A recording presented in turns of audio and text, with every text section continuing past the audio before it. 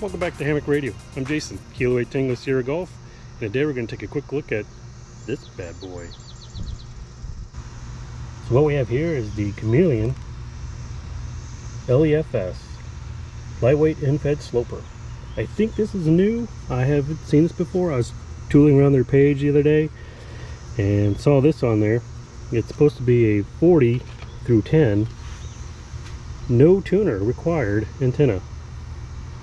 It uses 63 feet of wire.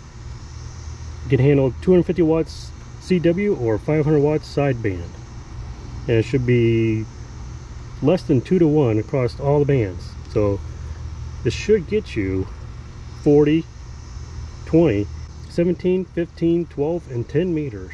So we'll see how that holds up. It also comes with I think this is 60 feet of paracord, so you could attach it to the eyelet up here and just string this up over a tree while you're doing POTA or just out in the field somewhere. I'm probably not going to use this because I don't like using black paracord because you can't see it. I've got some better stuff, some actual stuff used for trees. It's called Zing It. It's a bright yellow, neon yellow. And while I'm here at home, I'm just going to use my Gigaparts 35-foot carbon fiber mast. Here's the actual antenna. It comes on a winder like a bunch of the Chameleon antennas do, like the MCOM 3 portable and some other ones. It has this hard plastic winder, SO239 in the back. I'm pretty sure this is a 49 to 1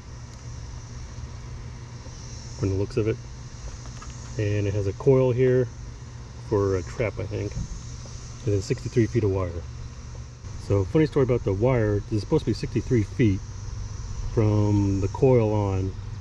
Mine measured about 57 feet totally, and it put me way short in all the bands. So I'll put some pictures of the measurements up here, but I ended up reaching out to Chameleon and they sent me another spool of wire already with the ring on the end and the coil. I just had to terminate the end and feed it through and screw it on to the post. This is actually measured about 62 feet or so total. I think it's supposed to be 63 after the coil. So let me mount it up and we'll throw it on the radio and see how far we can get. I'm probably just gonna do some FT8 and see where it shows up on PSK reporter, because it's way too nasty out right now to go out to a park and try to set this up. So let's see what happens. Okay, so I've got it mounted up on my Gigaparts mast. I got it all the way up at 35 feet. It's up there. And we're all the way out to one of my electric fence posts way out there. Okay, so I've had the Chameleon LEFS antenna for a few weeks now. I've had it up on the air for probably a week straight, trying it across different bands, mostly FT8. I tried doing some parks in the air hunting, and it works out pretty well. I don't have any major complaints about it.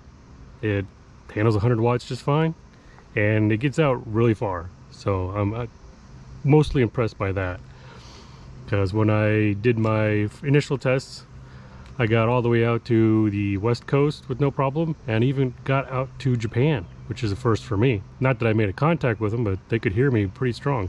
So I'll flash some pictures up here of the PSK reporter that I got from both 20 meter and 40 meter. And 40 meters at night and 20 meters during the day. But overall, my thoughts and impressions of this is a pretty good antenna. When I put it on my SWR meter, it came out to be about 1.5 or less on 40 meters, about 1.7 or less on 20 meters. 17 came out a little high, so it was about 2.7 or less. 15, of course, was about 1.2. 12 was also high at about 2.3. 10 meters came out to be around 1.2 to 1.4. And it worked on 30 meters, but it came out to be about 3.2 to 1. So for 17, 12, and 30, you're going to need a tuner. The good news is, looks like a 3 to 1 that's like built into the 7300 should work just fine. But to say this is a no tuner all band antenna is kind of pushing it. You definitely need a tuner for some of the bands. I don't know how prevalent those bands are to some people, but for me, for all the bands I use, I don't have a complaint. Some of the pros are that it's portable. It's about 1.5 pounds and it's a decent size. It'll handle 100 watts, no problem, on sideband, and it really gets out. And that was just me trying to hear it at home in the backyard in a suburb of Columbus, and I'd say that's pretty good. Some of the cons though are, because of the way this is set up, the feed point has to be high up in the air. So you want the feed point to be the part hanging from the tree, and that's just the nature of an end-fed.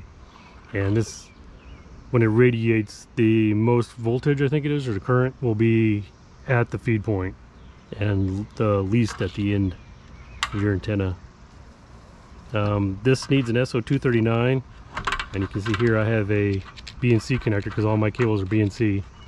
So you're going to make sure you have an adapter or a cable that fits that. I'd highly recommend, if you're going to use SO239, to have an SO239 90 degree. I don't have one, but I do have a SO239 to BNC.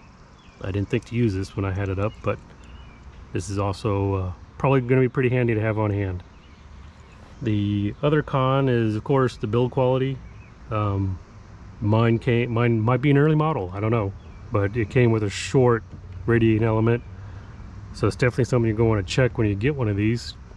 I'm hoping it's just maybe an early batch issue and no one will have this issue. They took care of me by sending out a new element.